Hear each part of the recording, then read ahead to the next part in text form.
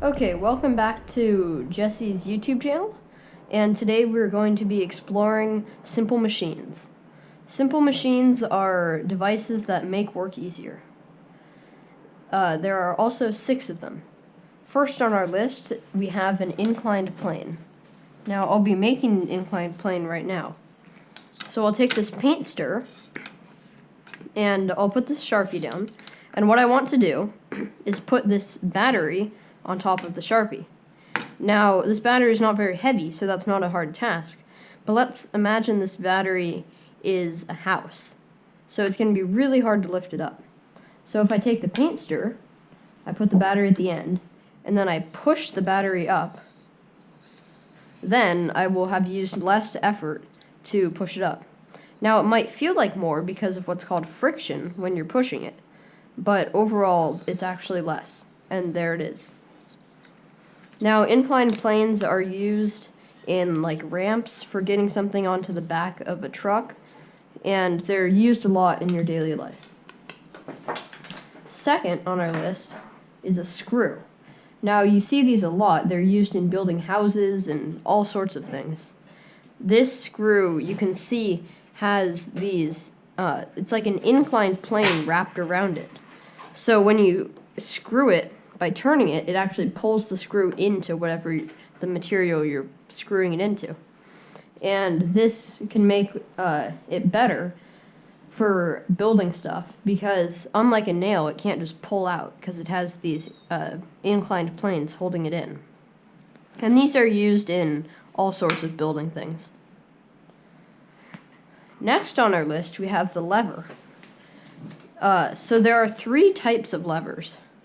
There's a first-class lever, which I'm going to show right now. I consider it the most common type of lever. So it's like a seesaw. You have your material on top over what's called a fulcrum, which is the pivot point. That's the point it turns on. You can see it's turning.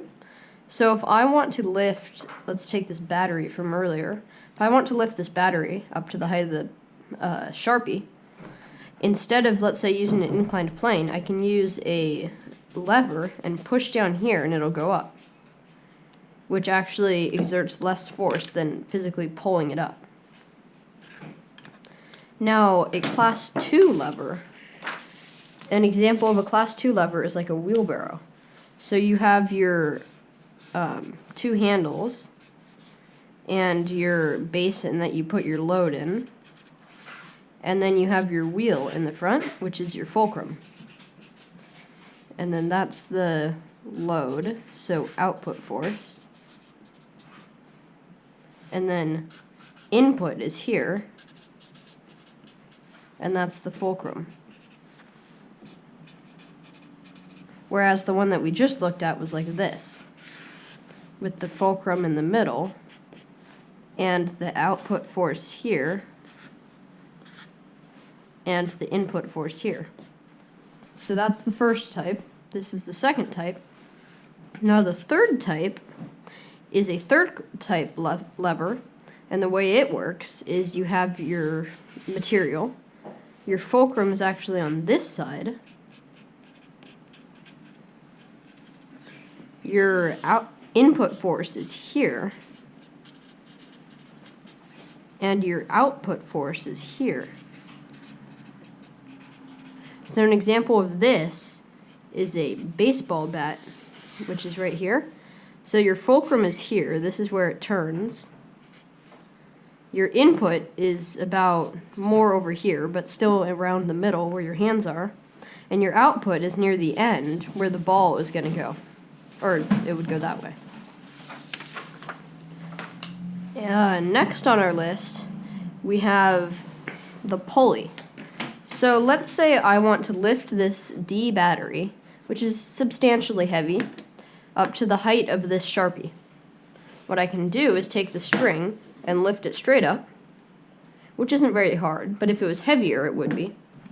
Or I can take this paper clip, which is acting as a pulley, and put it through the paper clip, and I would attach the paper clip above, and I can pull it through, which decreases the amount of work it takes to pull it up. I can also have a different kind of pulley where I actually move the pulley, and that works too. The final type the second to last type of simple machine is the wheel and axle. And this one is pretty complicated, so make sure you're looking. So you have the wheel, which right here is made up of beads, and the axle, which you can kind of see back there, made of a wooden skewer. Now I've actually attached a straw around it so it turns. So you see these like in cars and bicycles and all different things that move with wheels. So let's say I want to move this car up here, but I don't put it on the wheel side and dragging it up. It can be pretty hard, like if you're trying to push something without wheels. Now if I pushed it on the wheeled side, it's a lot easier. And that's because the wheels don't have friction, as we were talking about earlier with this inclined plane. Because the wheels, you can see, don't drag. If the wheels dragged, it's just as hard. But since they move with it, they don't have all that kind of friction.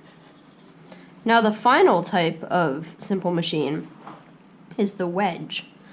And I don't have an example of a wedge here right now, but what it is, an example is like a knife in the kitchen. So if you can imagine taking the blunt side of a knife and trying to cut something, it doesn't go through. And if you take the sharp side, which is like a wedge, thank you. So if you take the sharp side, which is a wedge, it cuts straight through, compared to not cutting through, just denting it. And those are the simple machines. Thank you for watching.